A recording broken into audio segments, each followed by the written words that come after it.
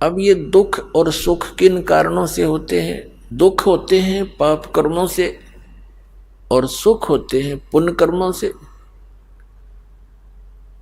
और जो संसारिक व्यक्ति भक्ति भी नहीं करते और उनको सब सुविधाएं प्राप्त है, अच्छा कारोबार है या कोई अच्छी पोस्ट है, परिवार भी उसका अच्छा सेट है, बच्चों के विवाह भी ठीक हो गए हैं, कहने का भाव यह है कि वो एक पुण्यकर्मी प्राणी है और वो पुण्य उसने किसी पहले जन्म जन्मांतरों में किया हुआ है, क्योंकि वर्तमान में तो कुछ कर ही नहीं रहा और फिर भी सुखी है।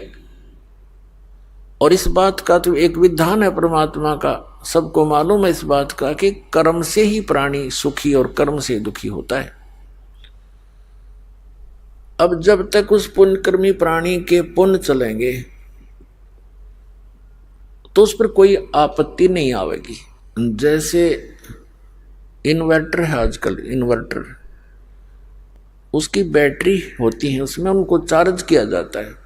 जब वो बैटरी फुल चार्ज हो जाए और चार्जर हटा दिया जाए तो बैटरी अपना काम करेंगी। जब तक उनकी कैपेसिटी रहेगी उनमें चार्ज रहेगा, पंखे भी चलेंगे, ट्यूब बल्ब भी जगेंगे।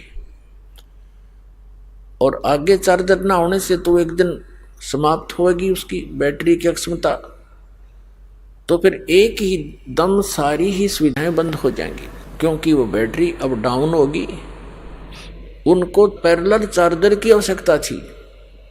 तो पुण्यात्मा जो आज सुखी हैं और भक्त कोई भक्ति भी कर रहा है फिर भी वो दुखी है, वो ये सोच बैठता है सत्संग के अभाव से कि मैं भक्ति भी करता हूं, दान पुण्य भी कर रहा हूं, फिर भी मैं दुखी हूं। इतनी सुविधा नहीं है जितनी मेरे इस पड़ोसी को है या कोई दूर के रिश्तेदार को है, और वो कुछ भक्ति साधना भी नहीं कर रहा है।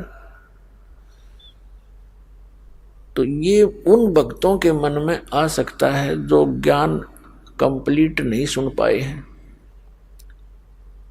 और जिन भक्तों ने ये ज्ञान सुन रखा है, विधान का पता है भगवान का, फिर वो इस तरह डगमग नहीं होते। तो वो भक्त सोचते हैं कि दूसरे भक्ति भी नहीं करते हैं फिर भी सुखी हैं ये लोग। तो उनके लिए संदेश दिया जा रहा है कि ये समझ लेना कि आपके पुण्य नहीं थे, लेकिन आप एक बहुत भाग्यशाली हो कि आपको चार्जर मिल गया, अपनी बैटरी फिर से चार्ज कर लो। और उनका दुर्भाग्य है वो अपने पूर्व जन्म की बैटरी चार्ज को ही प्रयोग कर रहे हैं। दुर्भाग्य है उनका कि वो आगे चार्जर लगा नहीं रखा। आप तो आने वाले समय में इतने सुखी हो जाओगे कि दुनिया देखेगी, और वो इतना दुखी होगा कि कहर टूट जाएगा उस परिवार पर जब उनके पुण्य समाप्त होंगे।